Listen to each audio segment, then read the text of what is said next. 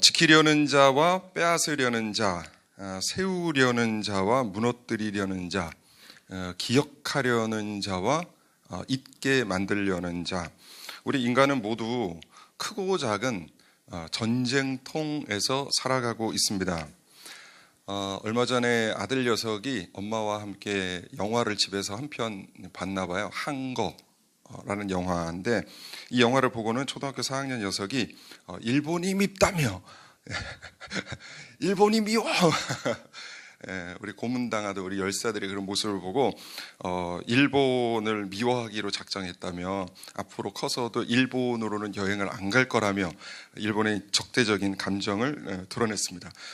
그런 모습을 보면서 얘야 왜 그런 이런 마음보다는 제 마음의 한편으로는 그렇지 그런 마음 좀 있어야지 이런 생각이 들더라고요.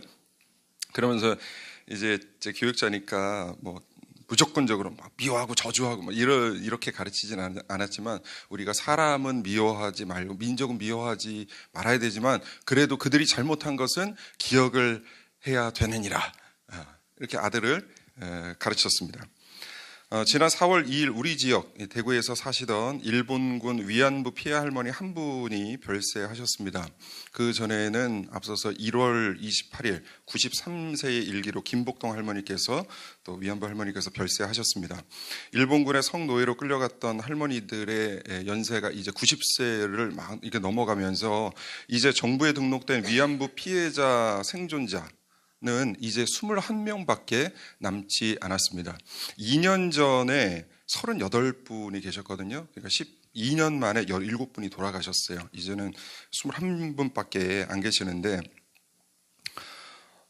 일본은 자신들의 만행을 증거할 이 증인들이 한 명, 두 명씩 세상을 떠나가는 모습을 보면서 뭐라고 생각을 할까요?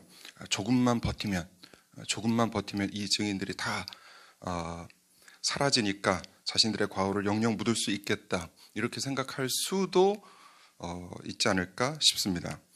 그렇다면 우리는 무엇을 해야 할까요? 이 증인들이 세상을 떠나시기 전에 그들의 아픔을 최대한 위로해드리면서, 동시에 이분들의 입에서 나오는 이 증언들을 생생하게 기록을 해둘 필요가 있습니다. 역사적으로 잘 기억을 할 수 있도록, 후대가 기억할 수 있도록, 민족의 아픔이 잊혀지지 않도록 그 역사를 잘 기록하는 것이 우리의 사명일 것입니다. 한국 사회와 기독교라는 책을 내신 경북대학교 조성표 교수님이 이런 인터뷰를 하신 것을 얼마 전에 봤습니다. 한국 사회가 이렇게 발전하게 된 데에는 이 기독교가 참 많은 역할을 했다. 그런데 사람들은 이 사실을 잘 모른다. 왜냐하면 이것을 기록해야 할 기독교 지식인들이 이것을 역사적으로 제대로 기록을 하지 않았다고 하면서, 이것은 그 당시에 지식인들이 하나님 앞에서 배은망덕한 일이었다라고 까지 표현을 하면서, 본인이 이제 지식인이니까 그 지식인들의 과오를 이야기를 하시는 것을 들었습니다. 지금은 영원할 것 같고 모든 사람들이 당연히 알 것 같은 것이라도 시간이 지나면 점차 사라질 수밖에 없거든요. 모든 것이 역사의 시간 속에서 잊혀질 수밖에 없음을 기억해서 기록을 해야 될 지식인들은 마땅히 그 기록을, 역사의 기록을 정확하게 해두는 것이 그들의 사명입니다. 기독교 역사도 마찬가지입니다. 처음에는 예수님의 부활 사건을 목격한 사람들이, 증인들이 너무너무 많았습니다. 이 증인들이 많았기 때문에 굳이 그것을 기록을 해둘 필요가 없었습니다. 그런데 시간이 지나면서 예수님의 부활을 직접 눈으로 목도했던 사람들이 한 사람, 두 사람씩 세상을 떠나갔습니다. 이제는 예수님의 부활, 예수님의 생애를 말이 아닌 글로, 역사물로, 역사적으로 정확하게 기록할 필요가 있음을 당대의 많은 지식인들이 그것을 알았습니다. 누가복음 1장 1절 2절 보면, 우리 중에 이루어진 사실에 대하여 처음부터 목격자와 말씀에 일꾼된 자들이 전하여 준 그대로 내력을 저술하려고 붓을 든 사람이 많은지라. 그러니까 적으려는 사람들이 많았다는 거예요. 히브리 기자는 바울, 요한과 함께 신약의 대표적인 가장 큰 3대 신학자입니다. 예수 그리스도의 복음을 정확하게 그 기독교의 신학을 정립한 사람입니다. 예수님께서 세상을 떠나시고 부활하시고 하늘에 오르신 지 벌써 2000년이라는 시간이 지났지만 지금도 우리가 정확한 교리와 정확한 예수 그리스도에 대해서 우리가 이해하고 믿게 된 그 원동력이 어디 있습니까? 그것은 역사물, 성경, 말씀을 정확하게 기록을 해둔 저자들이 있었기 때문입니다. 바울, 요한, 히브리서 기자, 이런 인물들은 하나님께서 자신들에게 맡기신 사명이 무엇인지 알았습니다. 그것은 말씀을 기록하는 것이었습니다. 히브리서 기자도 자신이 가지고 있는 이 최고의 그 교육 능력과 글솜씨, 자신이 동원할 수 있는 최대치의 수사학적 기법을 동원해서 히브리서를 작성해 나가기 시작합니다. 참고로 수사학이란 누군가를 설득하기 위한 학문입니다. 수사학. 수사학적 기법이다 하면 누군가를 설득하기 위한 어떤 기법을 이야기합니다. 히브리서 기자는 이 글을 읽는 독자들을 최대로 설득하기 위해서 최고의 노력을 지금 다하고 있는 것입니다. 목표는 뭐예요? 단 한 가지.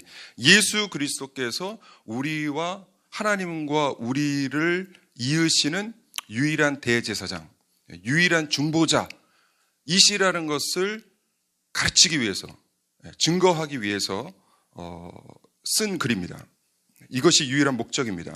지금까지 우리가 하나님께 나아가기 위해서는 옛 언약에 근거한 제사, 그러니까 제사장이 동물을 잡아서 각을 뜨고 피를 흘리고 그리고 이 제사를 계속해서 반복함으로 우리가 하나님께 나아갔지만 이제는 우리에게 참 제사장, 영원한 제사장이 오셨으니 이분은 동물을 잡아서 피 흘린 제사가 아니라 자기의 육신의 피를 흘리신 분이요 계속해서 반복해야 하는 유한한 제사가 아니라 한 번 피를 흘리심으로, 단번에 피 흘리심으로 영원한 효능을 갖는 새로운 제사, 완벽한 제사를 우리에게 주셨다는 것입니다. 이것을 알리는 것이 히브리서의 목표입니다.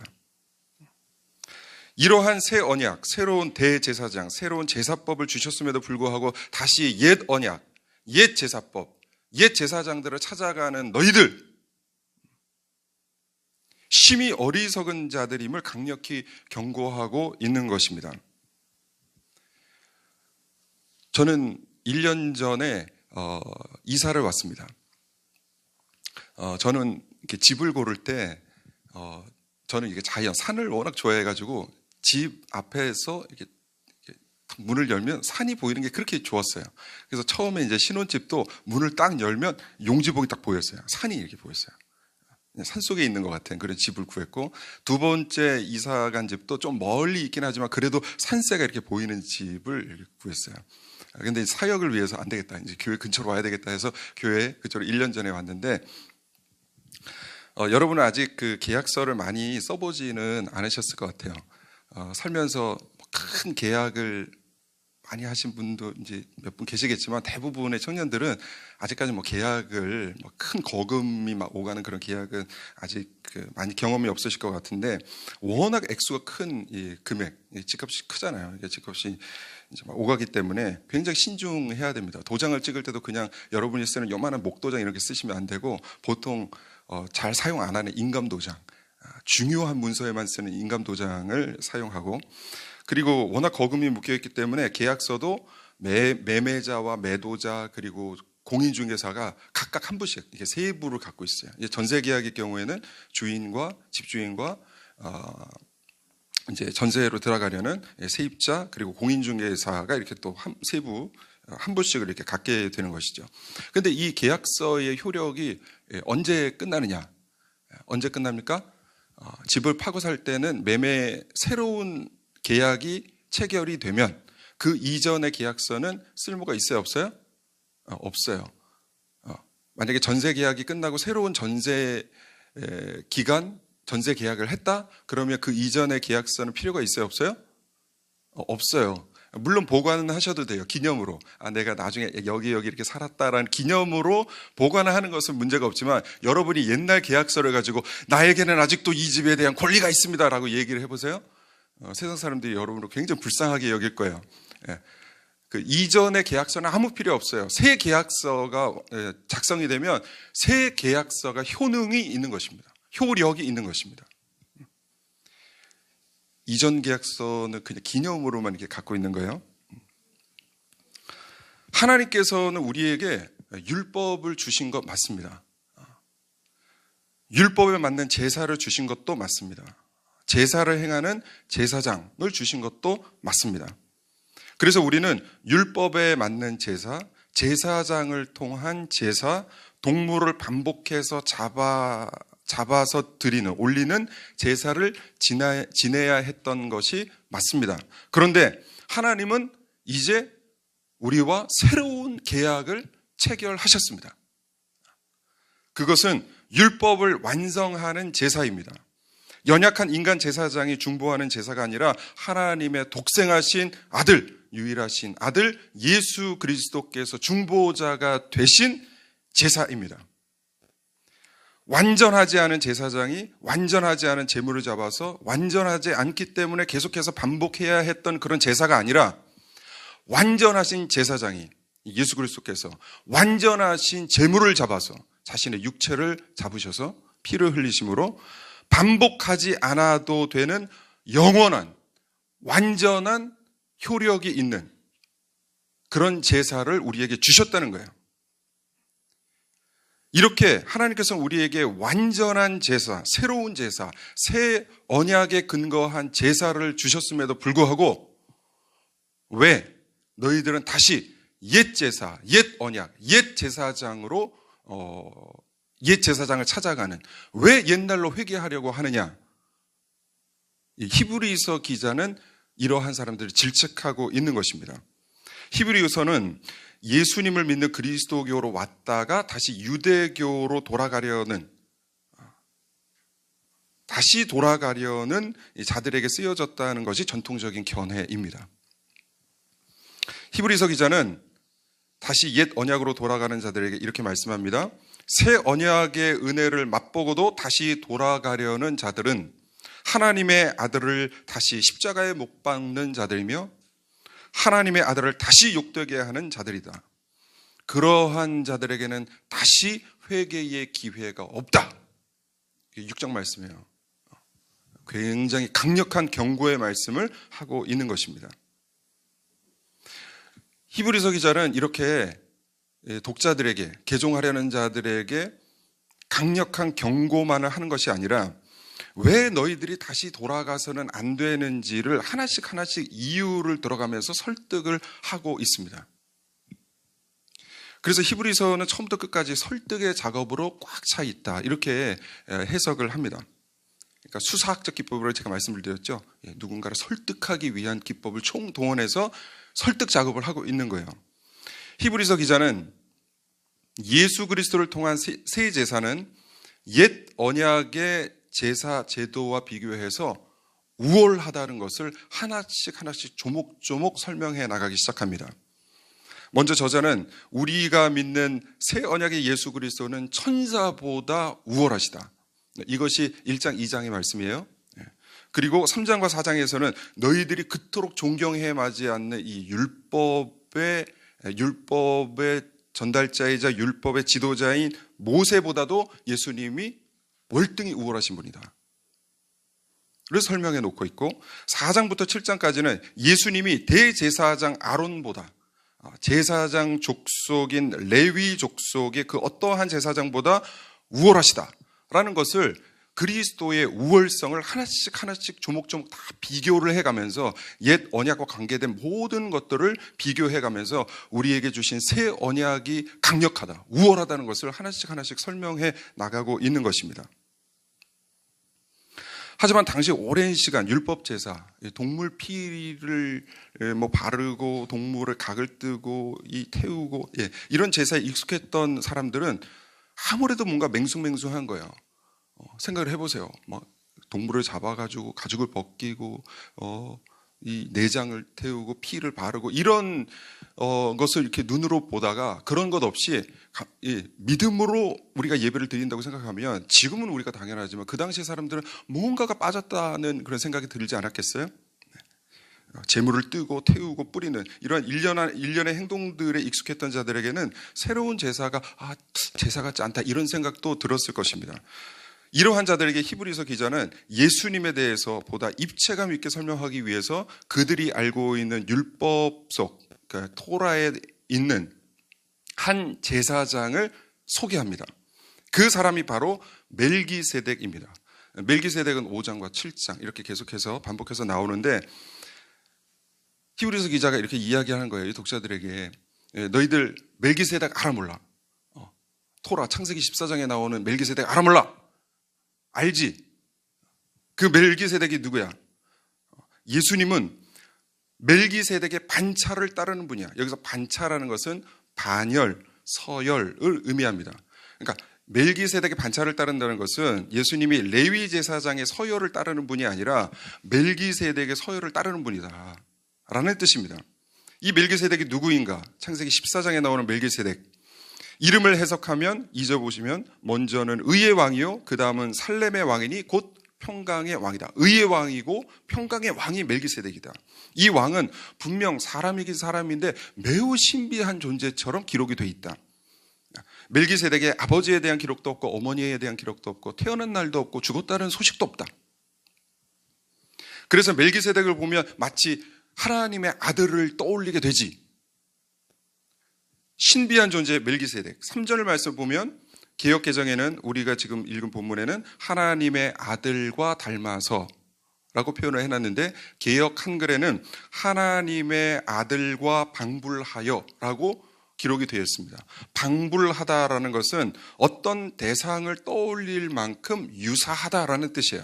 그러니까 멜기세덱을 보면 하나님의 아들을 떠올리게 만드는 하나님의 아들과 유사한 존재로 기록이 되어 있다는 거예요. 그런데 이 멜기세덱이 얼마나 높은 사람이냐를 찬찬히 또 설명합니다. 수사학적 기법으로 설득해 나가고 있는 거예요. 여러분 설득이 잘 안 되는 표정인데 지금 히브리서 기자가 설득을 하고 있는 거예요. 멜기세덱이 얼마나 높으신 분이냐? 한번 생각해 볼까? 우리의 믿음의 조상 아브라함. 너희 중에 아브라함보다 높은 사람 있으면 나와봐. 믿음의 조상 아브라함보다 높은 사람 있어 없어? 없지. 우리 민족의 조상 아브라함이 메소포타미아의 왕들의 연합군을 물리치고 조카 롯을 구하면서 다시 집으로 가던 중 멜기세덱을 만나서 멜기세덱에게 뭘 바치지? 11조를 바치고 멜기세덱에게 또 뭘 받지? 축복 기도를 받는 거야. 너희가 그렇게 중요하게 생각하는 레위 족속의 제사장들, 그 레위가 아직 태어나기도 전에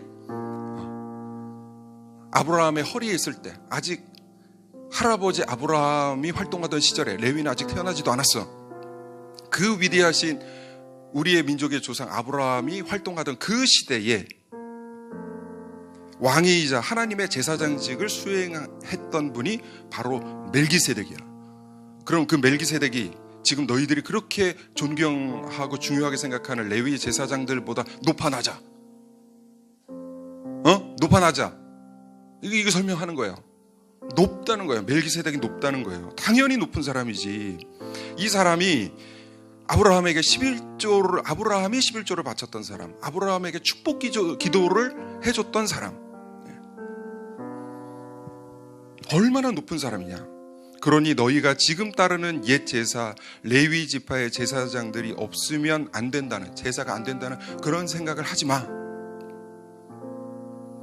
레위 지파 제사장이 없던 그 윗대 시절부터도 하나님의 제사장은 이미 존재했고 제사는 이미 하나님께 올려지고 있었어. 바로 우리의 예수님은 레위 지파의 반열을 따르는 분이 아니라 바로 이 멜기세덱의 반차를 따르는 분이셔. 레위 제사장보다 훨씬 우위에 있는 멜기세덱 제사장, 우리의 예수님은 누구냐? 바로 멜기세덱의 반차를 따르는 대제사장이시다. 그러니 우리는 이제 어떻게 해야 할까? 다시 옛 제사로 돌아가서 다시 양을 잡고 여러 가지 제물을 잡고 염소를 잡고 비둘기를 잡아서 그것을 태우고 그 피를 바르고 옛 제사 시스템으로 다시 돌아갈까?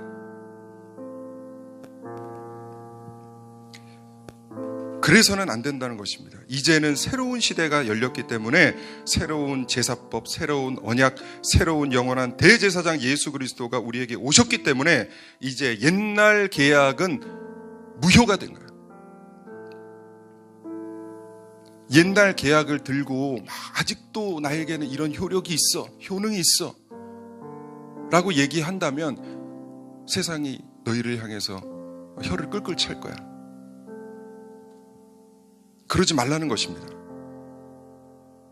그래서 이제 우리 죄를 씻을 수 있는 길은 오직 하나님의 아들 예수 그리스도만을 통해서 가능하고, 우리가 살 수 있는 길, 우리가 기쁨으로 나아갈 수 있는 길, 오직 천국 백성으로 편입될 수 있는 길은 오직 예수 그리스도를 믿는 길뿐임을 히브리서 기자가 강력히 선포하고 있는 것입니다. 히브리서 기자는 이렇게 예수 그리스도가 옛 율법의 전달자인 천사보다 우월하고, 예수 그리스도께서 옛 율법의 지도자 모세보다 우월하시고, 예수 그리스도께서 옛 율법의 수행자 아론 레위 제사장보다 우월하시다는 것을 하나씩 조목조목 설명해 가면서 믿음의 주요 온전케 하시는 예수를 바라보자, 마지막에 12장에서 그렇게 선포하고 있는 것입니다. 믿음의 주요 온전케 하시는 예수를 바라보자. 여러분, 우리가 믿는 분은 이 세상에 어떤 분보다 우월하신 분이십니다. 믿으세요? 우리가 따르는 분은 이 세상의 어떤 권세와도 비교할 수 없는 우월한 분이십니다. 우리의 주인 되시는 분은 이 세상 그 어떤 존재도 꺾을 수 없는 우월하신 존재이십니다. 이제는 우리가 너무 잘 알죠. 그래서 히브리서 기자가 지금 노력하고 있는 천사와 모세와 아론과 레위 지파 이런 것들을 막 비교하는 것 자체가 사실은 이제 우리가 예수 그리스도를 정확하게 알고 있는 우리에게는 사실 이게 가당치 않은 거예요. 천사, 모세, 아론, 레위 이게 다 뭡니까? 물론 이들이 아무것도 아닌 것은 아니지만 예수 그리스도와 비교할 때 이들이 무엇입니까?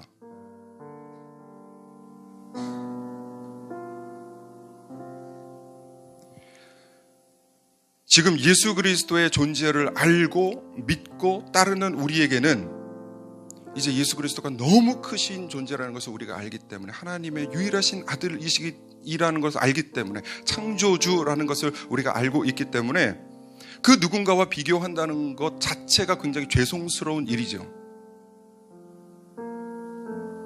단지 예수 그리스도께서 우월하신 분이십니까? 약간 우월하신 분이십니까? 비교 대상이 되십니까? 아닙니다. 예수님은 단지 비교해서 약간 우월하신 분이 아니세요. 비교 불가. 예수님은 그 어떤 존재와도 비교하실 수 없는 분이십니다.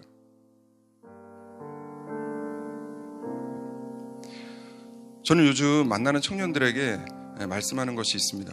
요즘 우리의 신앙, 우리의 교회, 우리가 믿는 신자들, 믿는 자들이 너무 연성화되어 있다.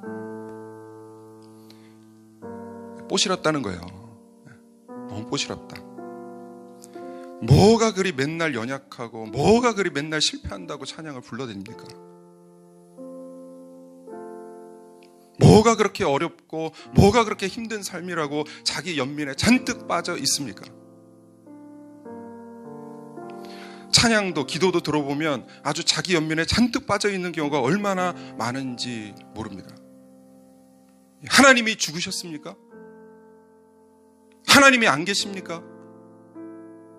예수님께서 무덤 속에서 부활 안 하셨습니까?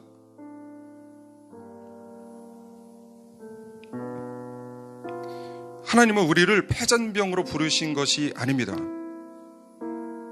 우리에게 승리를 담보하시고 이미 승리를 확보하시고 우리를 부르신 것입니다.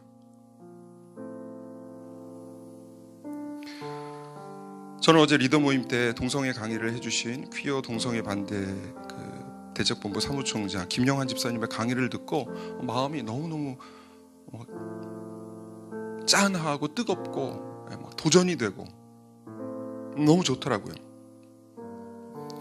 동성애를 옹호하고 동성애를 지지하는 수많은 댓글, 그 끊이지 않는 댓글 속에서도 홀로 치열하게 전투하고 전쟁을 벌이는 이분의 모습, 저는 너무 멋있게 봤어요.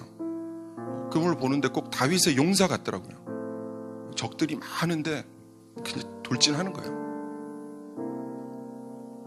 홀로 전투를 피하지 않는 일당 100, 일당 1000, 일당 10,000, 아니 그 이상의 역할을 담당하는 그 집사님의 모습을 보면서 나는 지금 뭐 하고 있나 이런 생각까지 들더라고요.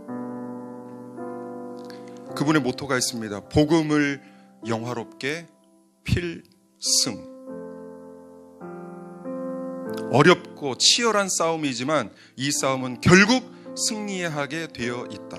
질 수 없는 싸움이라는 믿음을 갖고 싸우고 계시더라고요. 맞죠? 그죠? 질 수 없는 싸움이죠. 그래서 자신이 쓰는 글 맨 뒤에는 항상 필승으로 끝난대요. 반드시 이긴다. 믿음의 고백이죠.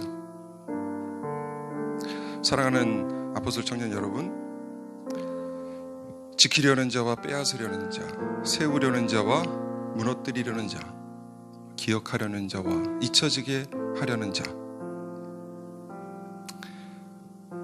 우리 인간은 모두 크고 작은 전쟁 속에서 살고 있다라고 오늘 설교를 시작했습니다. 여러분은 지금 어떤 전쟁 속에서 살고 계십니까? 여러분이 어떤 전쟁을 치르고 계시는지는 제가 한 분 한 분 아는 분도 있고 모르는 분이 더 많지만 여러분에게 확실한 답을 하나 드릴 수 있습니다. 여러분이 임하는 그 전쟁, 여러분이 여러분의 유익을 위해서 여러분의 힘을 가지고 싸우면 패할 것입니다. 그런데 그 싸움이 우리의 영원한 대제사장이신 예수님을 위한 싸움이고 우리의 영원한 대제사장이신 예수님과 함께 하는 싸움이라면 반드시 필승할 것입니다. 믿으세요? 반드시 이기는 싸움, 반드시 이기는 전쟁이라는 것입니다.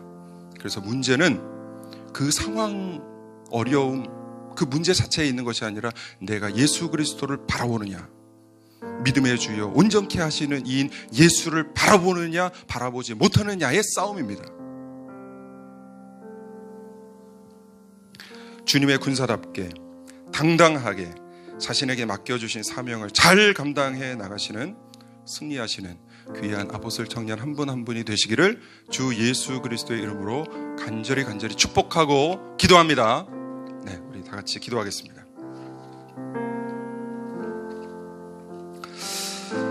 하나님 감사합니다. 이제 이렇게 말씀을 듣게 하셨는데 그럼에도 불구하고 우리의 현실 녹록치 않습니다. 문제가 분명 있습니다. 그러나 나의 현실, 나의 상황, 나의 문제보다 더 크신 이가 계심을 기억하게 하여 주시옵소서. 그분은 하나님의 아들, 우리를 위해 오신 영원한 대제사장 예수 그리스도이십니다. 문제는 문제 자체에 있는 것이 아니라 우리가 우리에게 오신 예수 그리스도를 온전히 바라보지 못하는 데 있는 것을 아오니 주여 우리의 믿음을 불쌍히 여겨 주시옵소서. 믿음의 주여 온전케 하시는 이인 예수를 똑바로 바라보고 살아가게 하여 주시옵소서. 다 같이 기도하겠습니다. 하나님 아버지 감사합니다. 하나님 히브리서